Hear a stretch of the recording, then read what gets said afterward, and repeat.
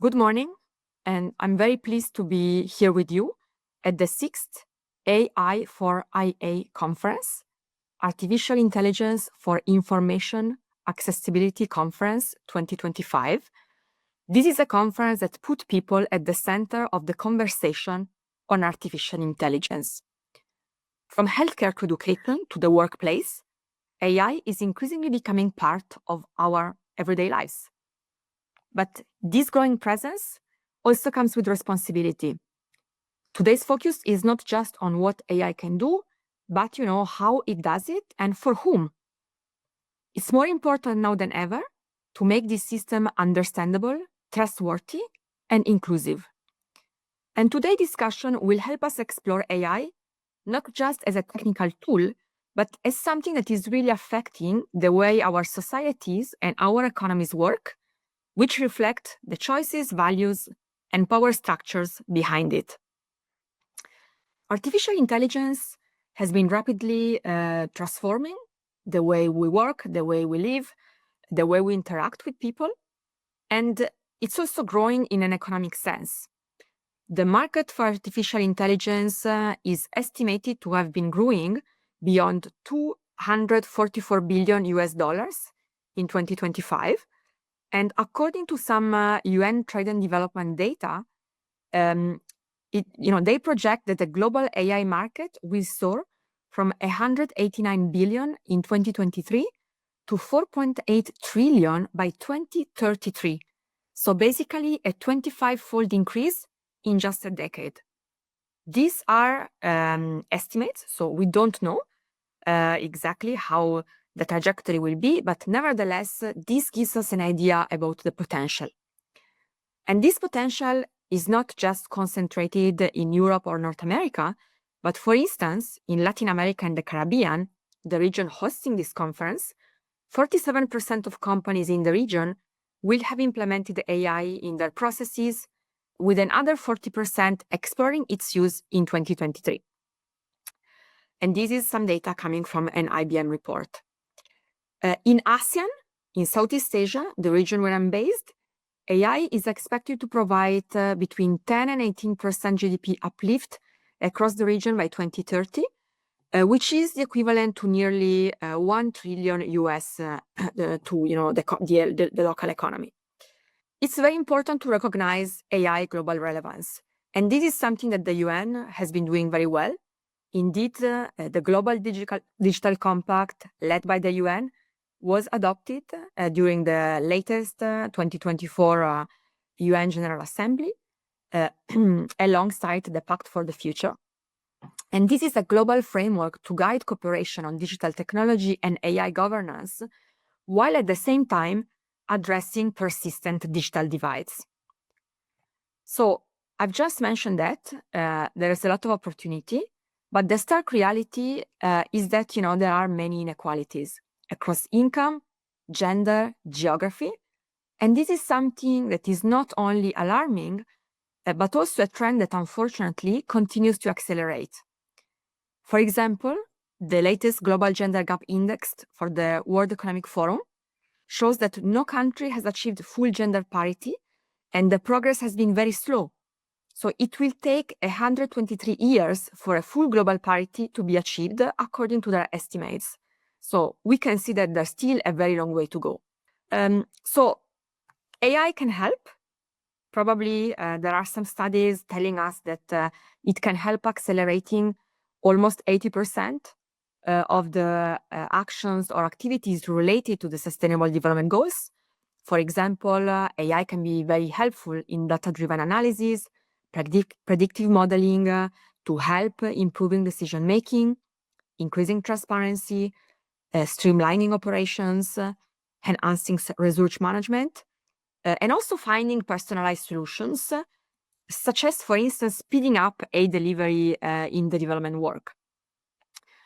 It can also be an opportunity for certain vulnerable groups by opening up access, for instance, to financial services, which were once out of service, as it helps bypass traditional administrative and geographical barriers.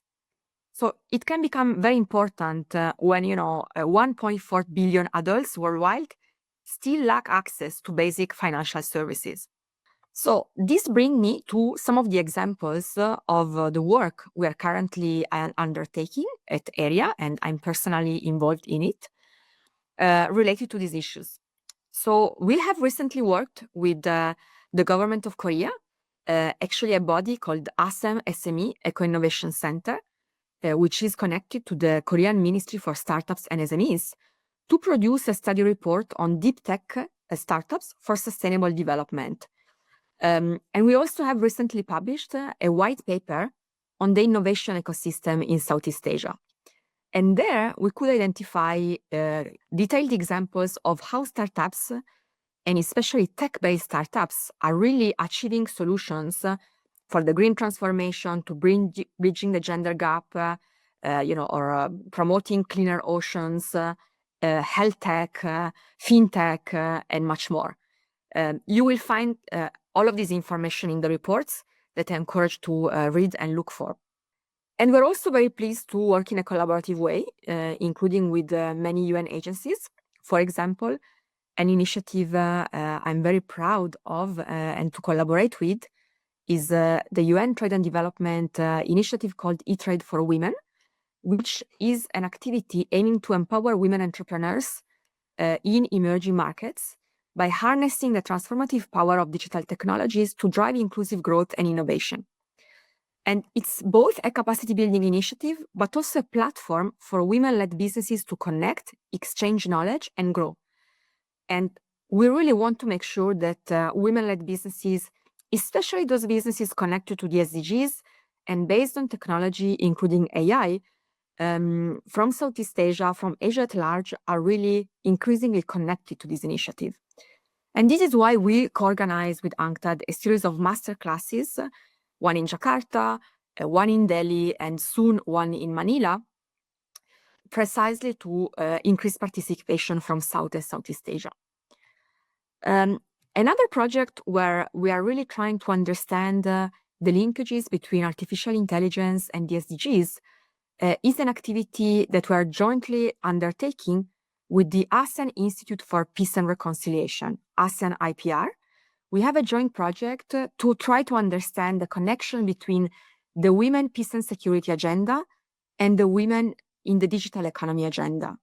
And there we are really looking at how digital technologies can be an enabler for peaceful economic development, or in other cases, instead, can be cause for conflict or gender-based technology-facilitated violence. So something that is very negative.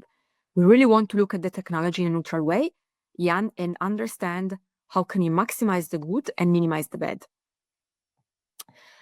And another area where we have been very active is the investigation of the relationship between technology, digital technology, including AI, and disability. For instance, we have recently published a report with title Technology and Disability, Trends and Opportunity in the Digital Economy in ASEAN, where we try to understand what are the current trends.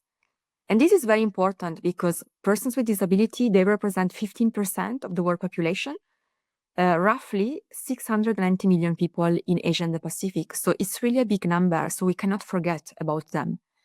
And what we saw in our report is that AI-powered solutions are emerging to actually make workplaces more inclusive. So to make sure that persons with different kind of disability, visible and invisible disability, thanks to technology done good, can actually be more productive and better participate in societies and economies.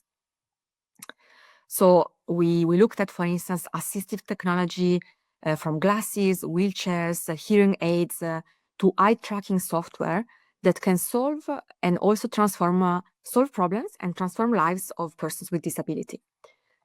And in these projects, we also looked a little bit at how digital literacy remain a key barrier to access digital jobs, making demand-led training and upskilling programs a critical issue, a critical resource, especially for persons with disability in Asia, but also worldwide.